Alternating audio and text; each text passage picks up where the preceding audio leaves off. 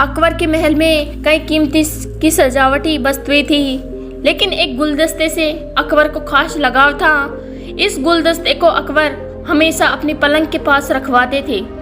एक दिन अचानक महाराज अकबर का कमरा साफ करते हुए उनके सेवक ने वह गुलदस्ता टूट गया। सेवक ने घबराकर उस गुलदस्ते को जोड़ने की बहुत कोशिश की, लेकिन नाकाम रहा। हारकर उसने टूटा गुलदस्ता कूड़ेदान में फेंक दिया और दुआ करने लगा कि राजा को इस बारे में कुछ पता न चले।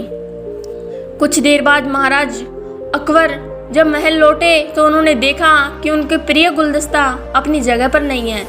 राजा ने सेवक से उस गुलदस्ते के बारे में पूछा तो सेवक डर के मारे कांपने लगा।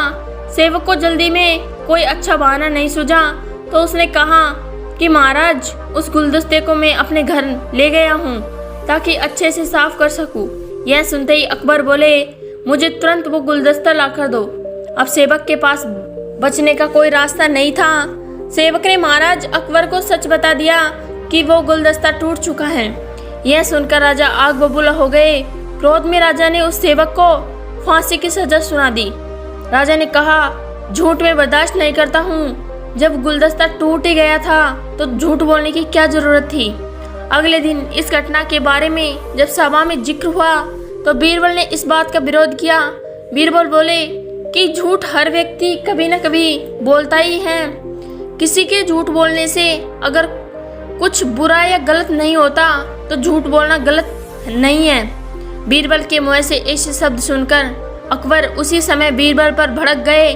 उन्होंने सभा में लोगों से पूछा कि कोई ऐसा है जहां जिसने झूठ बोला हो। सबने राजा को कहा कि नहीं, वो झूठ नहीं बोलते। यह बात सुनते ही राजा ने बीरबल को राज्य से निकाल दिया। राज दरबार से निकलने के बाद बीरबल ने ठान ली कि इस बात को साबित करके रहेंगे कि हर व्यक्ति अपने जीवन में कभी न कभी झूठ बोलता है। बीरबल के दिमाग में एक तरकीब आई, जिसके बाद बीरबल सीधे सुनार के पास गए। उन्होंने जौहरी से सोने की गेहूं जैसी दिखने वाली बाली बनवाई और उसे लेकर महाराज अकबर की सभा में पहुंच गए। अकबर ने जैसे ही बीरबल को सभा में देखा तो पूछा कि अब तुम यहाँ क्यों आए हो। बीरबल बोले, जहापना, आज ऐसा चमत्कार होगा जो किसी ने कभी नहीं देखा होगा। बस आपको मेरी पूरी बात सुननी होगी। राजा अकबर और सभी सभापतियों की जिज्ञासा बढ़ गई और राजा ने बीरबल को अपनी बात कहने की अनुमति दे दी।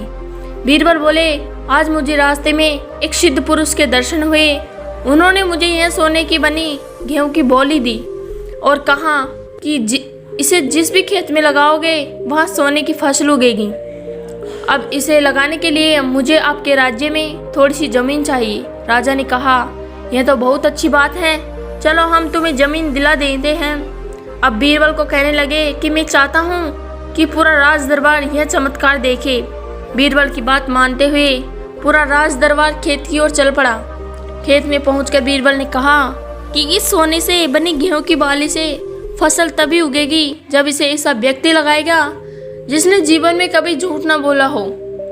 बीरबल की बात सुनकर सभी राज दरबारी खामोश हो गए और कोई भी गेहूं की बाली लगाने के लिए तैयार नहीं हुआ।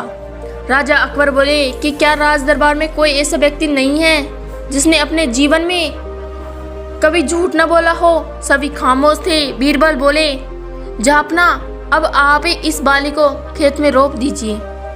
बीरबल की बात सुनकर महाराज का सिर झुक गया। उन्होंने कहा, बचपन में मैंने कई झूठ बोले हैं तो मैं इसे कैसे लगा सकता हूँ।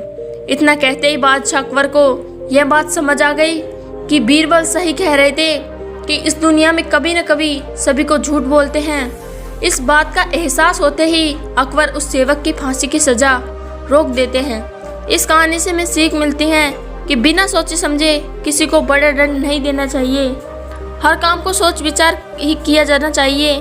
साथ ही एक छोटे से झूठ की वजह से किसी व्यक्ति का आंकलन भी नहीं किया जाना चाहिए, क्योंकि कुछ परिस्थितियां ऐसी भी होती हैं कि लोग झूठ बोल देते हैं।